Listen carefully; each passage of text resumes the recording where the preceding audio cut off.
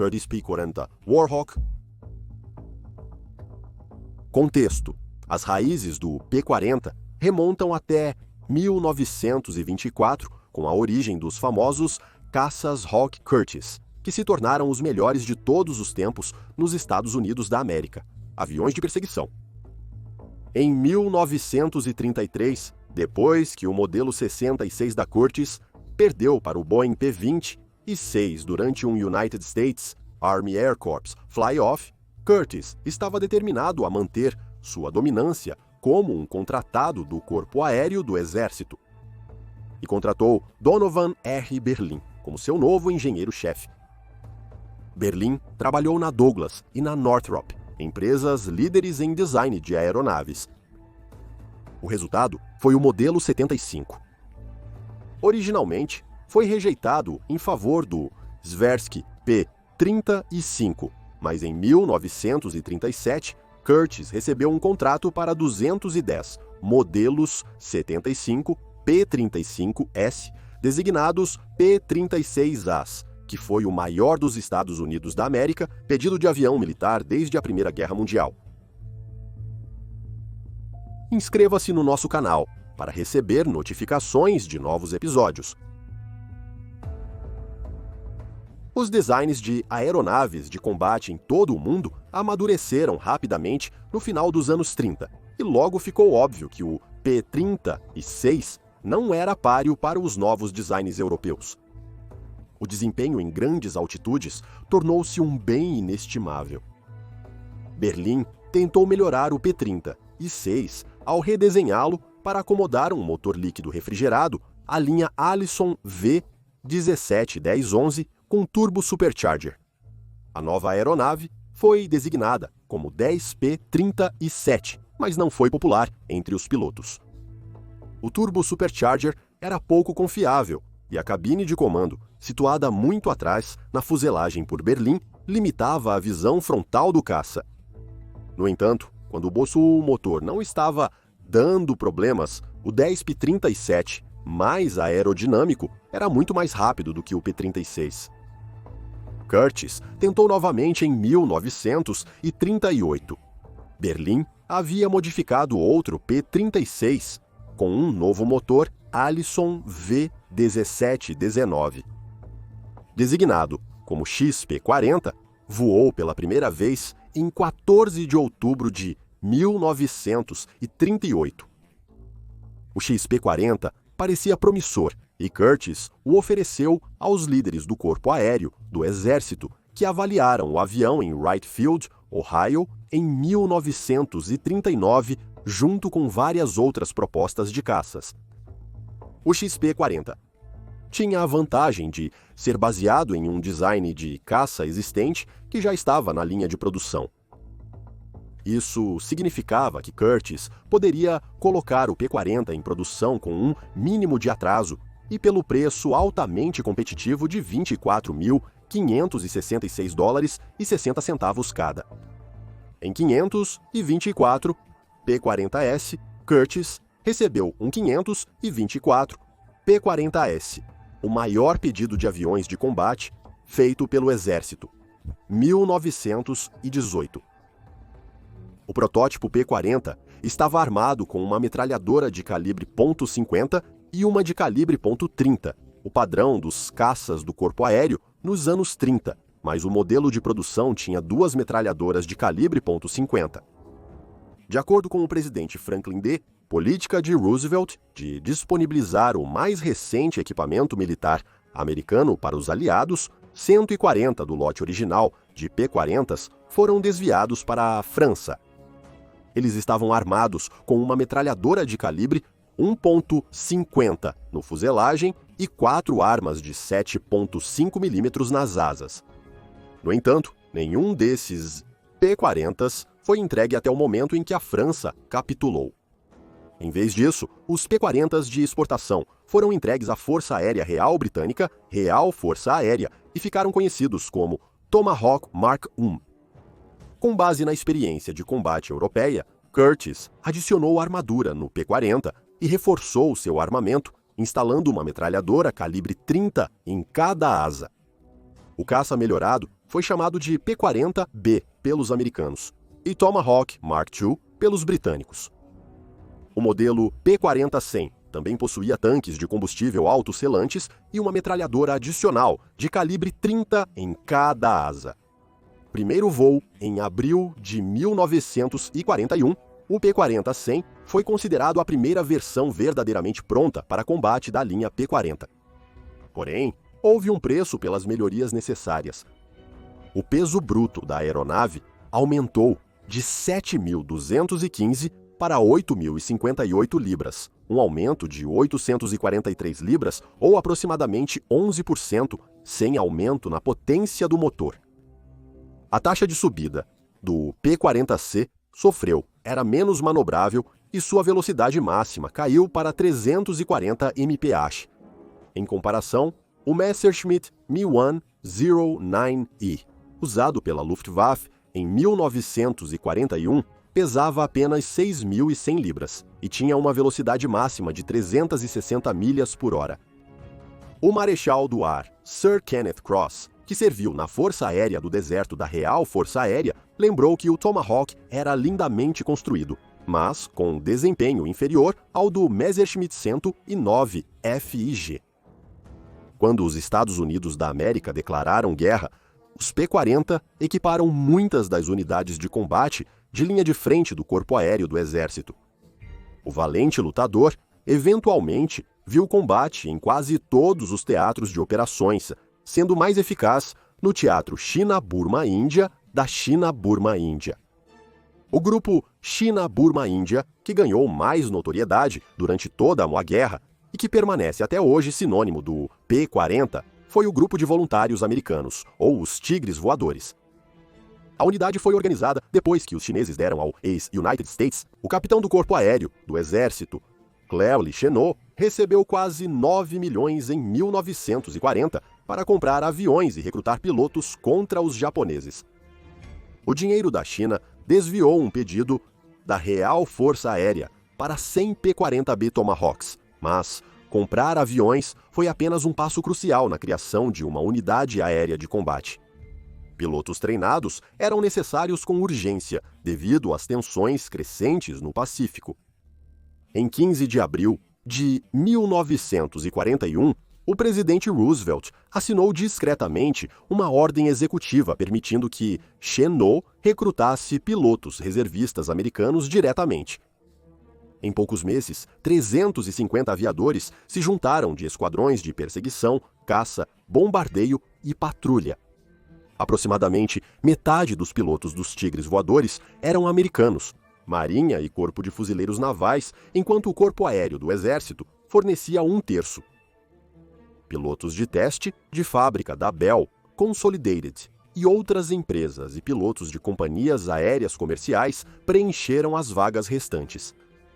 Os Tigres Voadores foram a primeira verdadeira oposição que o exército japonês encontrou.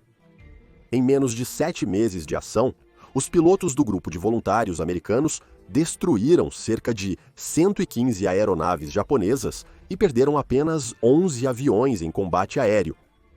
18 esquadrões da Real Força Aérea, 4 da Força Aérea Real Canadense, 3 da Força Aérea Sul-Africana e 2 da Força Aérea Real Australiana, servindo em formações da Real Força Aérea, usaram P-40S. Testes revelaram que a aeronave não tinha o desempenho necessário para uso em alta altitude no noroeste da Europa devido à limitação do teto de serviço. Os Spitfires, usados no teatro, operavam a alturas em torno de 30.000 pés, enquanto o motor Allison do P-40, com seu supercompressor de baixa altitude de estágio único, funcionava melhor a 15.000 pés ou menos. O Ministério da Aeronáutica julgou o P-40 impróprio para o teatro. Esquadrões britânicos de P-40, a partir de meados de 1942, foram reequipados com aeronaves como os Mustangs. Na África do Norte, o Tomahawk foi substituído pelos tipos Kitty Hawk mais potentes a partir do início de 1942. Alguns Tomahawks serviram até 1943, mas Os Kitty Hawks tinham muitas melhorias e foram os principais caças da Força Aérea do Deserto nos primeiros meses críticos de 1942 até a chegada dos Spitfires tropicalizados. Os Tomahawks e Kitty Hawks suportaram o grosso dos ataques dos caças da Luftwaffe e da Regia Aeronáutica Italiana durante a campanha na África do Norte. Os P-40 eram considerados superiores ao Hurricane, que substituíram como o principal caça da Força Aérea do Deserto. A substituição gradual dos Hurricanes pelos Tomahawks e Kitty Hawks levou a Luftwaffe a acelerar a aposentadoria do Bf-109 e introduzir o mais novo Bf-109F. Os veteranos pilotos de elite da Luftwaffe, na África do Norte, pilotariam essas aeronaves. O P-40 era considerado similar ou levemente superior ao Bf-109 em altitudes baixas, mas inferior em altitudes elevadas, especialmente contra o Bf-109F.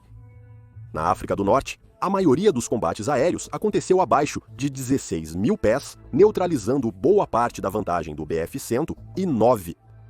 O P-40 geralmente superava o Bf-109 em manobras horizontais, viragens, velocidade de mergulho e resistência estrutural, sendo aproximadamente igual em poder de fogo, mas levemente inferior em velocidade, taxa de subida e teto operacional. A partir de 26 de maio de 1942, as unidades Kitty Hawk atuaram principalmente como caça-bombardeiros, originando o apelido Kitty Bomber. Como resultado da mudança de papel e do uso frequente dos esquadrões P-40 em missões de escolta de bombardeiros e apoio aéreo próximo, eles sofreram perdas relativamente altas. Muitos pilotos do P-40 da Força Aérea do Deserto foram pegos voando baixo e devagar por Bf-109 invasores.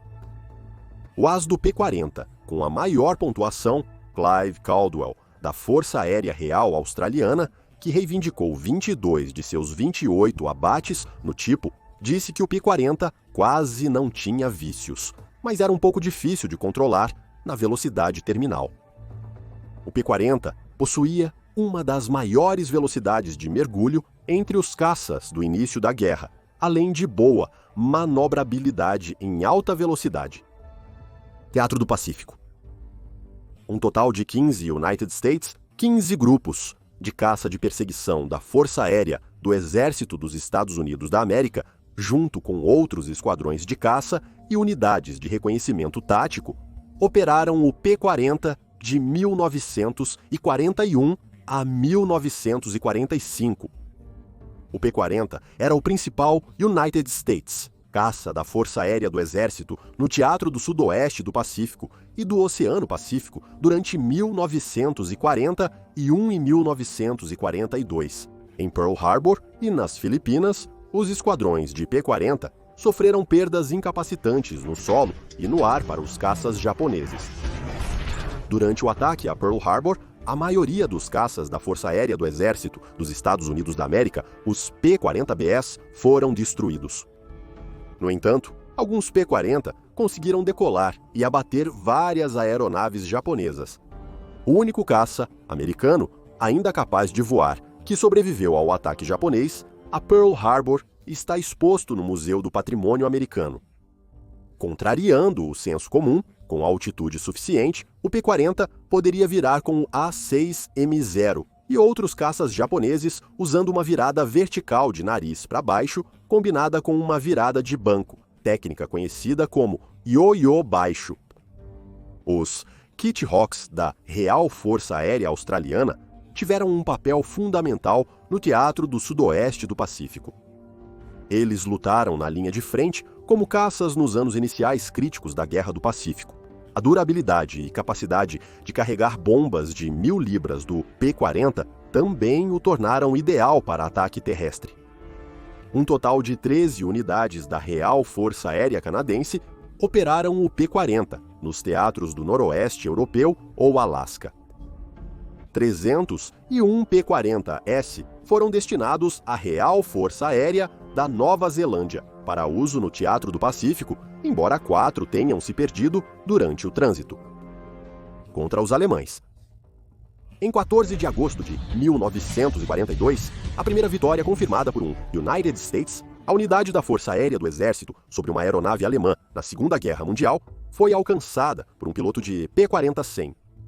Segundo o tenente Joseph D. Schaefer, do 33º Esquadrão de Caça, interceptou uma aeronave de patrulha marítima, Focke-Wulf FW-200 Condor, que sobrevoou sua base em Reykjavik, Islândia. Em 18 de abril de 1943, sinais ultra-decodificados revelaram um plano para uma grande formação de transportes Junkers Ju-50 e 2 atravessarem o Mediterrâneo, escoltados por caças alemães e italianos. Entre 16h30 e 18h30, todas as alas do grupo de caça 57 estavam envolvidas em um esforço intensivo contra os transportes aéreos inimigos. O grupo reivindicou 58 Ju-52S, 14 Bf-109S e 2 Bf-110S destruídos, com vários prováveis e danificados. De 20 a 40 aeronaves do eixo pousaram nas praias próximas a Cap Bon, para evitar serem abatidas. 6 caças aliados foram perdidos, 5 deles P-40. Foi chamado de Massacre do Domingo de Ramos. Em 22 de abril, na Operação Flax, uma força similar de P-40 atacou uma formação de 14 Messerschmitt Mi-323, gigantescos transportes de 6 motores, cobertos por 7 Bf-109. Todos os transportes foram abatidos, com a perda de 3 P-40S. A famosa unidade afro-americana, os aviadores de Tuskegee, ou Caudas Vermelhas, voou com P-40 em treinamentos nos Estados Unidos da América e nos primeiros 8 meses no Teatro de Operações do Mediterrâneo. Em 9 de junho de 1943, sobre Pantelleria, Itália, eles foram os primeiros pilotos de caça afro-americanos a enfrentar aviões inimigos. No total, 23 United States pilotos se tornaram ases no Teatro de Operações do Mediterrâneo no P-40. A maioria durante o primeiro semestre de 1943, as Forças Aéreas Militares Soviéticas, Vojeno-Vostochny Sily, e o Serviço Aéreo Naval, Morskaya Ovtsia, também se referiam aos P-40 como Tomahawks e Kitty Hawks. Na verdade, o P-40 Tomahawk Kitty Hawk curto foi o primeiro caça aliado fornecido à União das Repúblicas Socialistas Soviéticas sob o acordo de empréstimo e arrendamento. Em janeiro de 1942, 198 missões aéreas foram realizadas e 11 combates aéreos foram conduzidos, nos quais 5 Bf-109, um Ju-88 e um E-111 foram abatidos. Essas estatísticas revelam um fato surpreendente. O Tomahawk era totalmente capaz de um combate aéreo bem-sucedido com um Bf-109. Os relatos dos pilotos sobre os detalhes dos confrontos corroboram esse fato. O P-40 foi mais utilizado na linha de frente nas mãos soviéticas em 1942 e no início de 1943. A União das Repúblicas Socialistas Soviéticas recebeu 2.425 P-40s de 1941 a 1944. O P-40 foi usado por mais de 2 dúzias de países durante e após a guerra. O P-40 foi usado pelo Brasil, Egito, Finlândia e Turquia. Os últimos P-40 em serviço militar, usados pela Força Aérea Brasileira, foram aposentados em 1954. Nas mãos de um piloto habilidoso, o P-40 poderia superar suas limitações e manobrar e lutar melhor do que qualquer coisa no céu, afirmou o as do Tigre Voador, David 50, Tex Hill, em uma entrevista de 2005. Era robusto e manobrava bem, exceto em um giro, mas você nunca pilotou um P-40 sem desejar ter algo um pouco melhor. Se gosta desses vídeos, inscreva-se no canal e ative as notificações para novos episódios. Para mais conteúdo interessante sobre história militar, confira a nossa biblioteca de vídeos.